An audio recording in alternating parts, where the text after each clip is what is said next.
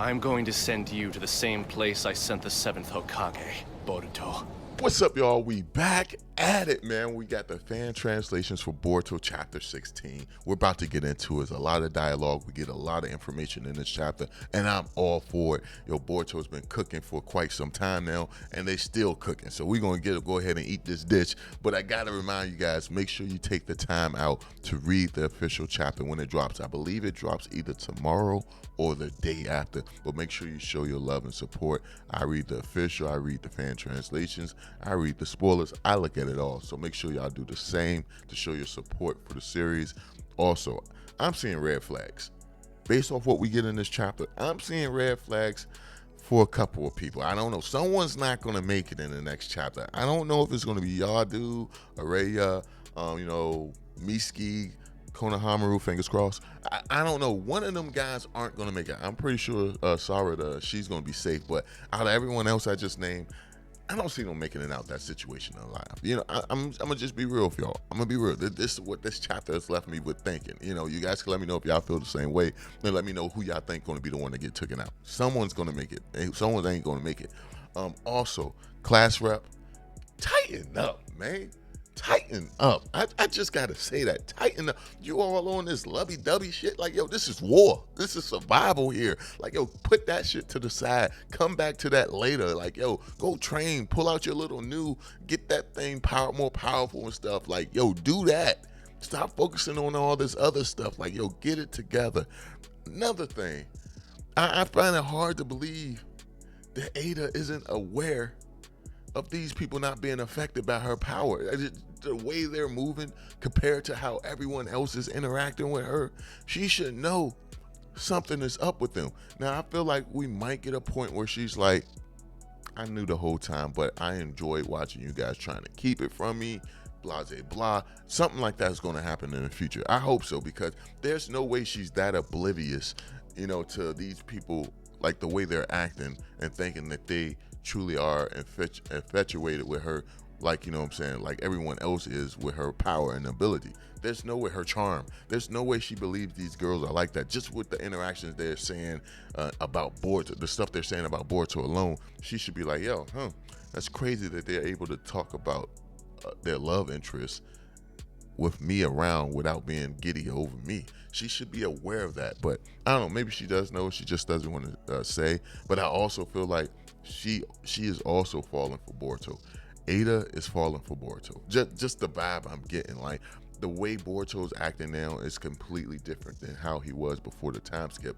And when she knew him before the time skip, she didn't really, you know, she kind of felt him to be a little childish, arrogant, you know, just not appealing. But now he's more mature, he's focused, he's dedicated, he's willing to put the whole world on his back and struggle to walk forward. She's seeing all that thing. She's seeing how great of a guy he's became. I feel like she's falling for him as well. That's just my opinion on it. Also, another thing, if I had to say one gripe about the time skip of Boruto right now, would be Daemon. It's like, bro, I want to see you do something. Every time I turn around, you laying on a damn couch, man. Get your ass up. Go find the one who's looking at your brother, the one that's the Senju that's a version of Bug. Go find that guy and wipe him out. Like, yo, this dude had your sister scared. You're always talking about protecting her. Get your ass out there and find him. Like, yo, you should be on missions too.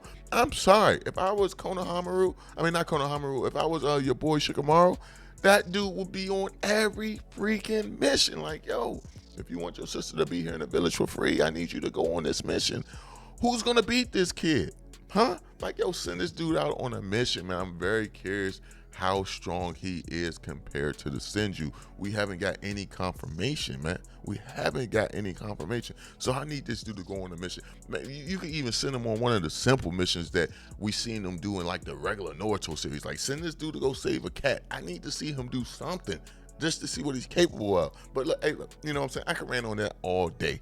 But yo, Daemon, like, you're looking a little soft to me. I need to see something. But the chapter, we get a color page. You know, we get one for the every chapter that we get for Boruto 2 Blue Vortex. And I will say, this is not a bad color page, but I will say this is my least favorite color page, and it has Ada on it.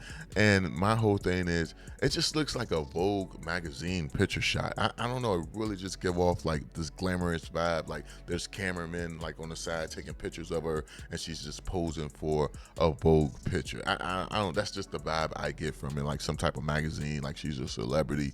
That's just the vibe I get from this picture. I can't be the only one who's getting this vibe. Like, oh, she's so glamorous. Smile for the camera. All right, turn to the left. Okay, hit it. Oh, she got the pose. Like that's the vibe I get looking at this color page. I can't be the only one who feels that way. Y'all guys can let me know. But the chapter pretty much starts off where you have Koji. He's trying to teach Boruto, the Flying Thunder God. You know, and you find out a little information about one of the Borutos from the different timelines that Koji looked at. And it seems as if this technique took him about 6 years to master. It took the other Boruto 6 years to master this technique. Now, when I think about this and how advanced this technique is for him to learn it, like it took 6 years, I wonder what other powerful techniques Koji has actually taught Boruto that we're not aware of. I'm pretty sure Boruto hasn't used his strongest technique yet because he hasn't had enough training and practice with it. Even when you think down to that Rasengan, that new Rasengan he's doing, I don't think that's his strongest technique. So I'm very curious, what else has Koji taught Boruto that we haven't seen yet? I mean, you got to think, if this dude's able to see different paths to different futures, there's no telling what type of moves he bestowed upon Boruto. I'm just being honest with you. But you find out that this technique, the Flying Thunder God, isn't that Boruto uses, isn't actually the original version of the fourth Hokage. This is something different. When he was trying to use the space-time ninjutsu, you know, from that the Osusuki used, he was trying to perfect that ability, and while trying to perfect that ability or learn how to use that ability, that's when he stumbled upon this variation of the Flying Thunder God, which is crazy. This isn't even the fourth Hokage version, but he stumbled across it while trying to learn how to use, you know, space-time ninjutsu. So that just shows how talented and how gifted Boruto is, how much of a genius that Boruto is. And they've always stated that, but like to hear Koji actually say like, yo, you came up with this, you know, this was something you developed while trying to develop something else, is insane. And I'm curious what other jutsus he developed while trying to do something else as well. But you got it where Koji is pretty much trying to help him perfect it by saying like, yo, you gotta start assigning your chakra to your ninja tools, and you can use that to teleport to a certain distance, everything within your sight of vision, which is pretty dope. And we've seen him do it several times in the battle. And you got it where he's pretty much telling him like, yo, it's a little different, but at the same time very similar to the fourth Hokage's ability. And you have it where, you know, he tells Boruto to start, you know, thinking of different shapes, like, you know, where you put your tools in different shapes so that you can pretty much teleport to that area without getting it confused with other markers that you have around the world. Now, the further the item is from you, the marker is from you, the harder it will, the more concentration it will take in order to teleport to it, in order to use the Flying Thunder God technique. And then it makes sense, you know, we seen when Boruto was trying to teleport out the village, he had to focus and actually teleport, as opposed to when he was in battle with the Grimes, he was kind of doing it like instantly.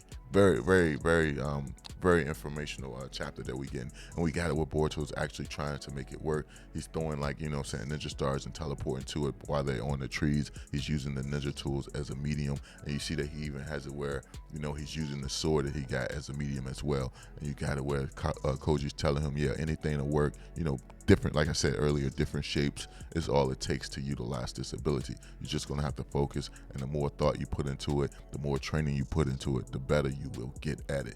And it's dope to see how he actually learned the Flying Thunder God. It's even better that we know that it's not actually technically the Flying Thunder God. It's just a variation of it. And when you think about the Flying Thunder God, that move by the fourth is just a variation of the second's move, Flying Thunder God. So I really like how everyone who has this move is just a different variation of the original.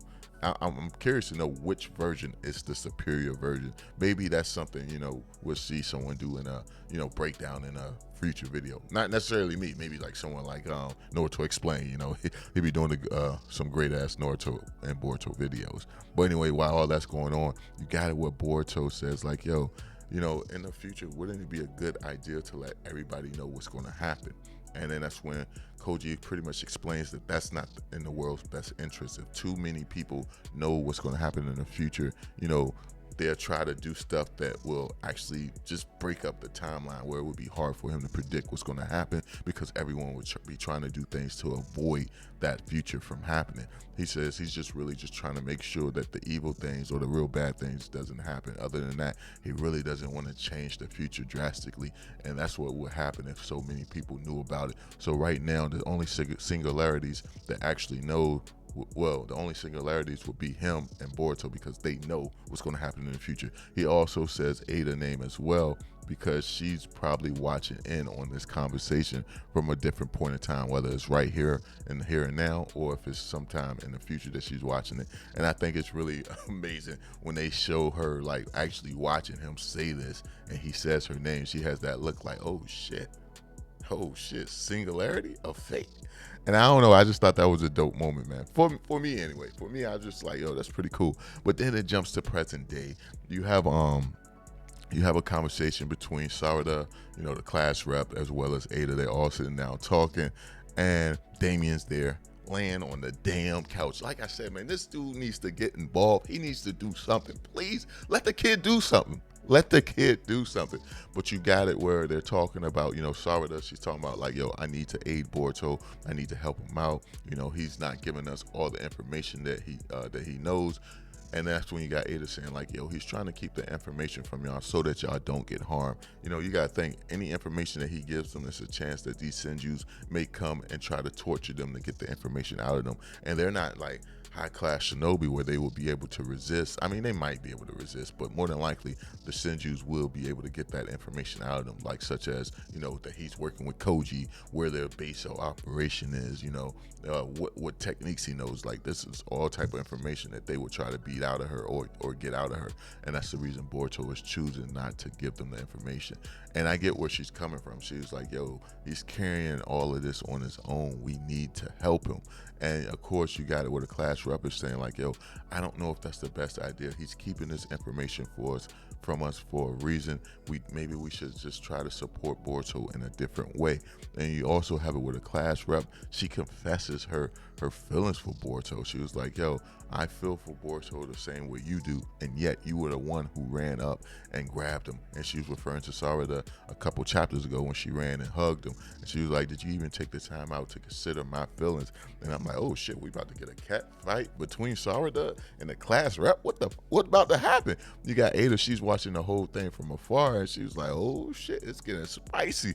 It's so tense in here, I can't even move. And yet she's still watching. Hey yo, but Damien, they show him again laying on the couch with one eye open, observing, but at the same time not doing anything. And I'm just like, yo, my nigga, like, please, like, say you ain't even gotta do nothing, man. Just saying you gonna do something. Like, please. Every time I see this man, he's laying on the couch. The last time we seen this dude get active was when he rushed to fight, Hema, and then realized it was Hema, and then just stopped. That's the last time we seen this man get active. And you know how many chapters ago that was? It damn sure wasn't before the time skip. So that's 16 chapters already. It had to be like 20, 30 chapters. This man has not been active, man. He's, I could talk about it all day. He's becoming Konohamaru in my eyes because he's not doing anything. But anyway, you got it where, Ada's watching all of this. And that's what I'm saying. Like, she's got to be able to notice that these guys are talking about love for another person, and they're not talking about it, like, they're not acting all giddy around her like everyone else does. She's got to be aware that her charm isn't working on these two. Like I said, it's only a matter of time that I think in the future she's going to be like, I've been aware this whole time, but I enjoyed having y'all just being around me and not acting the way you do. Thank you, because she's got to be aware. But you got it where the class rep runs off. You got Sarada calling out to her, and then that's when the class rep look at her and says like, yo, how long are you going to keep calling me class rep? I'm not your class rep anymore. And I'm thinking to myself like, nigga, she can't call you Shinobi. You ain't been fighting. What you want her to call you a real name? You got to earn that. You got to earn that. But of course, you got the class rep running off. You got Ada. She's just pretty much looking like, damn, this is intense. Next thing you know, Shikamaru contacts her and says like, yo, he needs to talk to her. And while that's going on, you got it where they show the elders actually talking. And this is where I'm like, someone need to do like a Itachi or something and take out the elders. Hey, look, I know y'all gonna be like, yo, that's messed up, but the way these elders are talking about how things need to be done and how you let Boruto escape, someone needs to pay for this. It's like, yo, y'all ain't doing nothing but sitting on your asses. Like, yo, come on, man. Like, yo, get active, man. I don't know. That's just how I feel. But it shows the elders pretty much saying, like, yo, if Boruto isn't caught and handled, we'll make sure the appropriate person takes responsibility for these actions. And of course, you got the elders, saying like, yo, we will take care of it. Give us time. But then you got with Shikamaru, he approaches Ada. They start having a conversation. And, Shikamaru said he doesn't really like talking to her in person because his mind gets slowed down while looking at her because of her ability. Of course, she goes to say, like, yo, I rather like the way you act, when you're trying to be serious, but my ability is taking effect upon you. It's cute. And, of course, as I thought that was a weird interaction, but it is what it is. Next thing you know, you got it where she's explaining, like, yo, a new Senju has been born. His name is Ryu. It's from the child from the sand. And that's when, Shikamaru was like, yo, Shinki, and she was like, yeah, and his target is Gaara. And then like you got we got to keep Gaara safe. She goes to tell him like he's sealed in a safe he's sealed in a safe state right now, but Ryu can undo the seal, probably because it's his own technique. So I wonder if they can actually transport Gaara to another location, even though he's sealed away. But like if you could just pick that whole pile of sand and just transport it somewhere else and just hide it. I'm very curious if that's possible. But they pretty much saying like, yo, we're gonna have to arrange a mission to the sand village immediately. And then you got it was Shikamaru's asking Ada more about the Senjus, and she says like, yo, there's a Senju that's able to see me in he was able to see me in real time when I was looking on them with my ability. Now I'm very curious, does that mean her charm doesn't work on this guy? Because even though he was able to see her, he wasn't necessarily in front of her, so that might be why the charm wasn't working. But then again, maybe just the charm doesn't work on him altogether. And with it not being able to work on him, does that mean all the Senju are immune to it, or just this particular Senju copy of Bug? I'm very curious about that. You guys can let me know your thoughts on that down below. But of course, you got what Shikamaru is asking about who's working with Boruto. And that's when he goes to say, I believe it's Koji. And then she says, you're very correct. You're very perceptive. You're correct. And you got it where she's pretty much saying like, yo, you let Boruto free by having Mitsuki do it. Don't worry, I'm not going to tell your story to anybody. I'll keep it to myself. Really, I don't want to make things harder for Boruto, which means to me that she kind of is feeling him. She's vibing with him. I mean, she doesn't want to make things harder for him. Am I right? Am I wrong? Next thing you know, you see a frog that's on her back. And I'm curious if she was aware of this frog. I'm very curious if she was aware of this frog. But the frog starts talking. Of course, we know it's Koji. And he's pretty much telling Shikamaru for that mission that he got going to the Sand Village, send Konohamaru, send Sarada, and send Mitsuki. So those three individuals could team up with the Sand Village to actually take down the two Senjus that's in the area. And I'm looking like, how would that be possible? The Ryu guy kind of like punk Code in the previous chapter. Code has his limiters off. Now, as much as you want to say how weak Code is, I believe Code is stronger than Konohamaru. And if he's stronger than Konohamaru, he's got to be stronger than the rest of the shinobi there. Now, and that's just Ryu by himself. You still got the other girl that's there, the other Senju that's there as well. There's no way in hell that these guys can beat them unless they do like a 1-on-5 battle.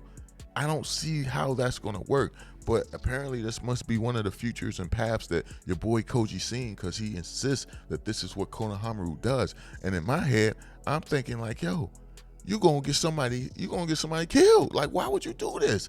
And you got it where he pretty much explains this to Shikamaru. Shikamaru says like, yo, all right, I'm gonna make it happen. The frog jumps off of Ada back, lands on the ground, and then he was like, yo, wait a minute. And he's like, yo, I told you don't ask no questions, but I will say thank you for helping Boruto escape. I am deeply thankful to you. And he's like, yo, I know you went against your feelings and everything to do what you thought was right, to follow your heart. That was great on you. And he hops away. And it's just like, yo, really? Really? And the way Ada acts in these interactions, like, it's almost as if she didn't even know the frog was there. But she does know because she thinks about what the frog says and follow your heart. And I wonder if she's thinking about Boruto, because they show the class rep as well. Is she thinking about Boruto right now, or is she thinking about the class rep? I'm really curious about that. You guys let me know y'all thought. But then they show the class rep, and she's thinking to herself, why did I do something like that? She's kind of regretting her interactions that she had with Sarada. And next thing you know, they show Sarada, Mitsuki, and Konohamaru entering the land of the sand. If you pay attention, you can see that Sarada, she's actually wearing her headband for the very first time in a time skip. Mitsuki has his on, as well as Konohamaru. We've seen them with theirs on plenty of times. But you gotta wear, they actually run into the Shinobi of the Sand. You gotta wear Yodo as well as Areya. They show up, and they pretty much saying like, yo, we're going to welcome you to the land of the sand. We're going to take you there. And they start heading out together. As they're going on this operation, this mission together. They actually happen to locate the Senjus, and they see them. And you see it's Ryu and the girl. They're both standing there, and they got a dead frog in front of them. And I think that's hilarious. You got this dead frog in front of you, laying on the ground, or dead toad. And it was like, oh, what is this? It's a toad. And you got it where, of course, Konohamaru was like, oh, shit, it's two of them here. He already know what time it is. They're not making it out alive. And you got it where, these Senjus are saying it's a clue that leads to Boruto. So they're following these dead toads in hopes of finding Boruto. But I'm pretty sure with Koji's ability, they're not going to be in the same location for long. Or once they see a path where these guys try to intervene, they're going to go the opposite way. So it's going to be impossible for them to actually track down Koji, at least in my opinion. I could be wrong, but you guys can let me know y'all thoughts on it down below. All in all, very good chapter. I love the information we got about the Flying Thunder God. I love the interactions we got between the class rep and Sarada. The Shikamaru and Ada conversation as well. There's a lot of great interactions. The only thing I will say I disliked about the chapter would be the elders. Oh my gosh, they grind my gears. Nah, but let me know y'all thoughts on this chapter down below, and I will catch you in the next one, man. Peace.